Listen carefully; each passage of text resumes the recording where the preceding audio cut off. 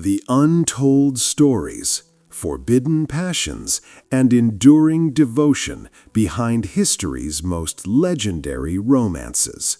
Before love was packaged, monetized, and scheduled into a single day on a calendar, it was something far more dangerous.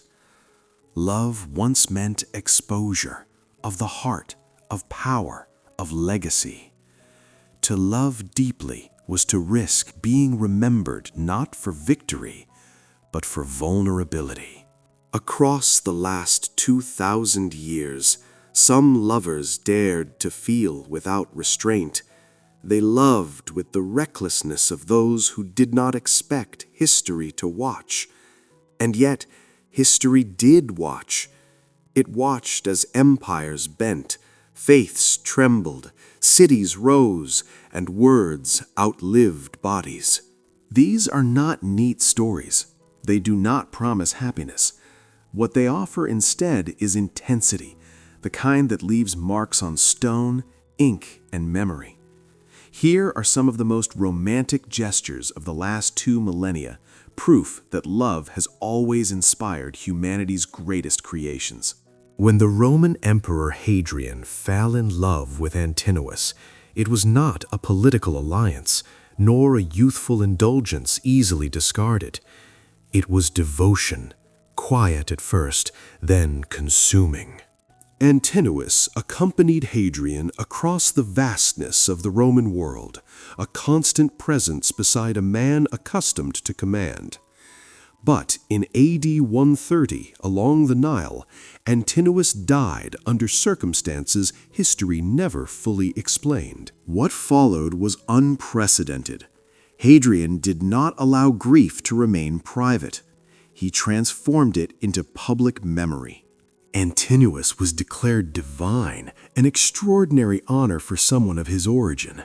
Statues multiplied across the empire, always depicting him youthful, serene, untouched by death. A city was founded in his name, its streets laid out as if to insist that Antinous still walked the earth. Through architecture, religion, and art, Hadrian resisted the finality of loss. His love did not seek consolation, it sought permanence.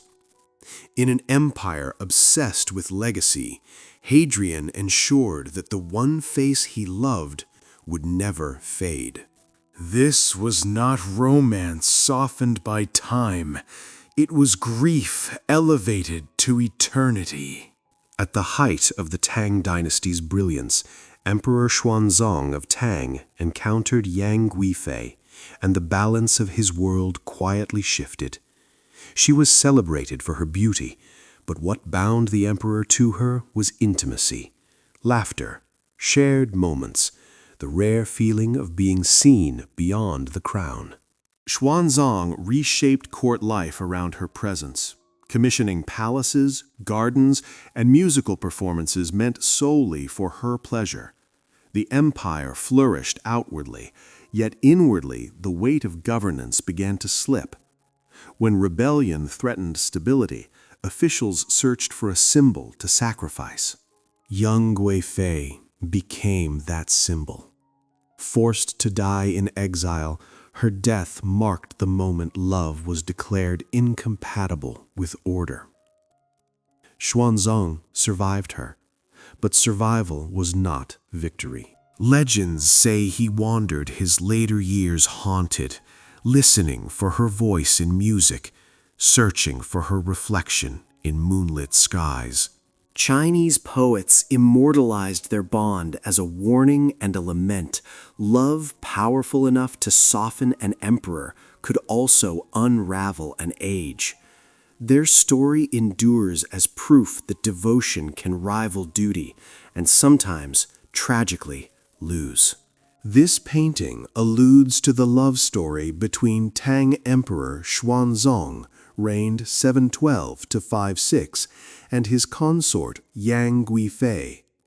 Yang's nude body can be seen through the transparent silk gauze robe as she leaves the bath.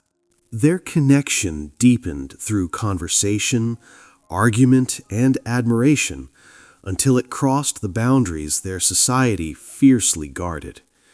Punishment was swift and brutal. Separated and forced into religious lives, they were denied a shared future.